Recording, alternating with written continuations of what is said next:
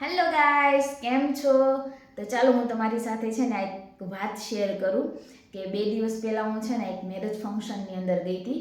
તો ત્યાં મેં છે ને હું ને મારા હસબન્ડ બંને જમતા હતા ને તો એક છોકરો મારી પાસે આવ્યો. મને કે હેલો, એ કે મને ઓળખો, એ કે હું તમારો બિગ ફેન છું એ એમ. તો મને તો ઘણી વાર એમ થયું કે કોણ હશે ભૈયા, કેમ કે અત્યાર સુધીમાં જે કોઈ મને મળ્યા છે ને તે લેડીઝમાં હોય છે મોસ્ટ ઓફ, કેમ કે લેડીઝ સાથે મારે વધારે કનેક્શન છે કે રીલ્સમાં છે ને લેડીઝો વધારે જોવે છે મારી રીલ્સ. મેં આ છોકરો કોણ હશે મેં કીધું એમ. પછી એને મને નામ આપ્યું કે હું દેવ છું એમ. તો તોય મને જે આઈડિયા ન આવ્યો, પછી મને સોસાયટીનું નામ આપ્યું. એટલે પછી મને આઈડિયા આવી ગયો. મેં કીધું હા. તો એમાં કારણ એવું હતું કે 10 વર્ષ પહેલાં છે ને એમાં મમ્મીની જ્યાં રહેતા ને ત્યાં એ છોકરો રહેતો. એટલે આઈ થિંક 10 વર્ષ પહેલાં હું છે ને કોલેજની અંદર હતી અને એ છોકરો 5મું છઠ્ઠું ભણતો હશે. પણ કહેવાય ને કે યાદ છે ને એમ હજુ સુધી, કેમ કે છે ને એ સમયે એને છે ને સ્કૂલમાં પ્રોજેક્ટ આપતા અને ડ્રોઈંગનું બી કંઈ કામ હોય ને તો મને કહેતા, કેમ કે મને છે ને ડ્રોઈંગ બહુ સારું ફાવે પહેલેથી. તો હું બધાને છે ને ડ્રોઈંગની અંદર બહુ સારી હેલ્પ કરતી. ડ્રોઈંગ દોરવું હોય ને તો શેરીના છોકરા છે ને મને કહે, મેં ક્યારેય કોઈ દિવસ કોઈને ના નથી પાડી ડ્રોઈંગમાં તે અને પ્રોજેક્ટમાં તે. એ લોકો મારી પાસે આવે અને મારી પાસે કાંઈ આઈડિયા હોય તો એમને કહો કે તમે આ કરો તો સારું લાગે, આ કરો તો સારું લાગે. તો એ એને યાદ હશે કદાચ.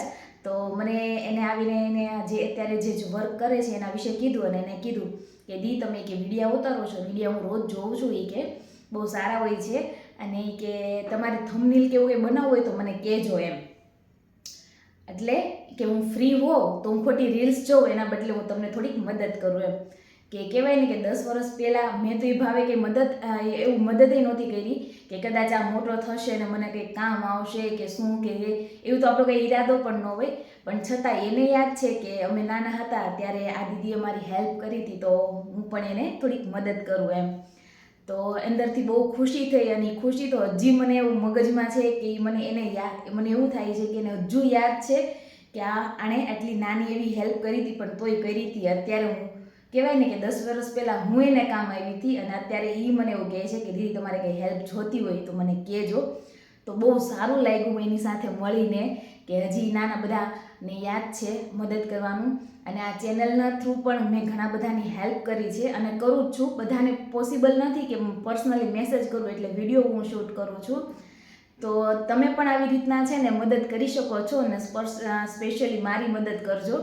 તો ઘણા લોકો રીલ્સ જોવે છે પણ યુટ્યુબ ચેનલની અંદર છે ને અને ઇન્સ્ટાગ્રામની અંદર ફોલો બી નથી કરતા અને સબસ્ક્રાઈબ પણ નથી કરતા.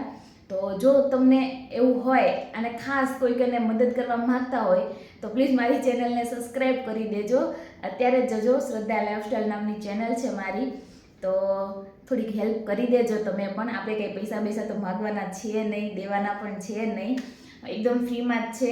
જે હું મારી સાથે જે બન્યું હોય ને એ હું તમને ટિપ્સ કહું છું કે તમે આ કરશો તો તમારે આ અનુભવ થશે ને તમને આ રીતના કહેવાય ને કે ભૂખ લાગશે કે નહીં લાગે કે એવું બધું તમારી સાથે શેર કરું છું અને આગળ પણ કરતી રહીશ આવી રીતના મદદ. તો એકબીજાને સપોર્ટ કરીએ અને આગળ વધીએ. તો પ્લીઝ આ રીલ્સ બધાને શેર કરી દેજો અને અત્યારે જે લોકોએ હજુ સુધી ચેનલ સબસ્ક્રાઈબ ના કરી હોય તો પ્લીઝ કરી આવજો.